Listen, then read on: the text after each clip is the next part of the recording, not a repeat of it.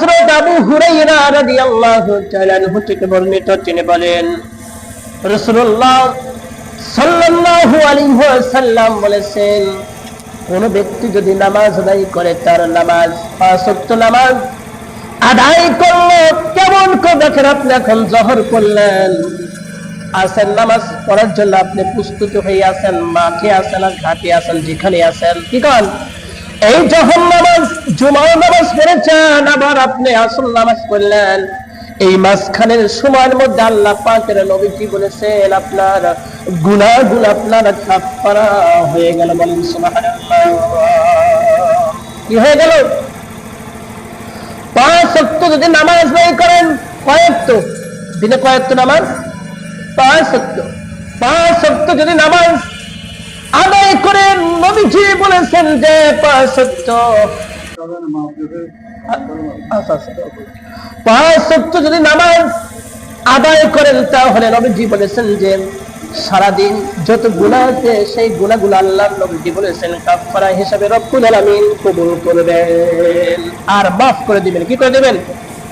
কাফারা হিসাবে আল্লাহ রাসূল বলেছেন আপনাকে মাফ করে দিবেন। হ্যাঁ, আল্লাহ রাসূল বলেছেন মাফ করে দিবেন। কোন কথা নাকি? আর নবীজি বলেছেন এই হাদিসের মধ্যে এত সুন্দর করে বলে দিয়েছেন যে এক জুমা থেকে আরেক জুমা পর্যন্ত যদি আপনি নামাজ আদায় করেন, এক জুমা থেকে আরেক জুমা পর্যন্ত আপনার যত গুনাহ আছে, আমার রাসূল বলেছেন আপনার কাফারা হিসাবে আপনাকে মাফ করে দেওয়া হয়। বলেন সুবহানাল্লাহ। এক শব্দ হলো বান্দা যদি এই হাদিসের মধ্যে নবীজি বলেছেন যে এক রমজান থেকে যদি আরেক রমজান পর্যন্ত যদি বান্দা মাহে রমজান এর রোজা রাখে আর সঠিকভাবে যদি 5 ওয়াক্ত নামাজ আদায় করে, আল্লাহর বিধান মোতাবেক যদি সে আমল করে, আল্লাহ রাসূল বলেছেন যে এক জুমা থেকে এক রমজান থেকে অপর রমজান 1 বছর পর্যন্ত যত গুনাহ আছে, আমার রাসূল বলেছেন গুনাহগুলো তার জন্য কাফারা হয়ে যায়। বলেন সুবহানাল্লাহ। মুসলিম শরীফের হাদিস, মুসলিম শরীফের হাদিস। হযরত আনাস রাদিয়াল্লাহু তাআলা আনহু থেকে বর্ণিত, তিনি বলেছেন যে রাসূলুল্লাহ সাল্লাল্লাহু আলাইহি ওয়াসাল্লামের কাছে এক ব্যক্তি আসলেন। কি আসলেন? এক ব্যক্তি আসিয়া বললেন যে রাসূলুল্লাহ, আমি এত গুস্তাখি করেছি, আমি অপরাধ করেছি, আমি শাস্তি পাওয়ার উপযুক্ত হয়ে গেছি, ইয়া রাসূলুল্লাহ আমাকে শাস্তি দেন, মানুষের সামনে আমাকে শাস্তি দেন, আমি জাহান্নামের আগুন সইতে পারবো না। রাসূল হানা কোনো কিছুই বললেন না, একটা কথা পর্যন্ত রাসূল বললেন না।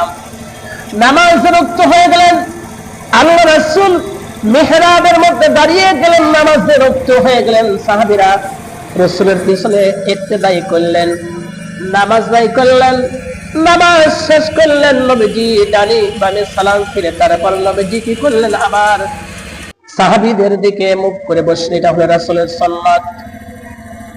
আল্লাহ নবীজি বসলেন, বসার পর নবীকে আবার সাহাবী বলতেছে যে রাসূলুল্লাহ,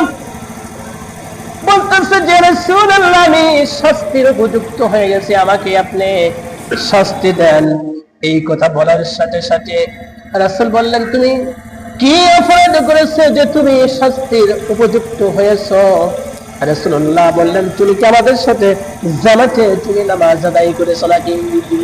জামাতে নামাজ আদায় করেছো নাকি? বলতেছি ইয়া রাসূলুল্লাহ, হ্যাঁ, আপনার পিছনেই তো আমি নামাজ আদায় করলাম, আপনি ইমাম আমি মুক্তাদি। বলেন সুবহানাল্লাহ। এই নামাজ আদায় করলাম।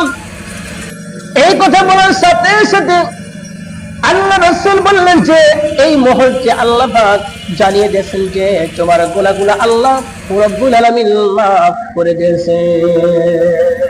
কি করে দিয়েছেন? বুখারী শরীফের হাদিস। কি করে দিয়েছেন? নামাজ পড়লে আল্লাহ পাক আপনার গুনাহগুলো কাফারা করে দেয়। কে? আল্লাহ পাক।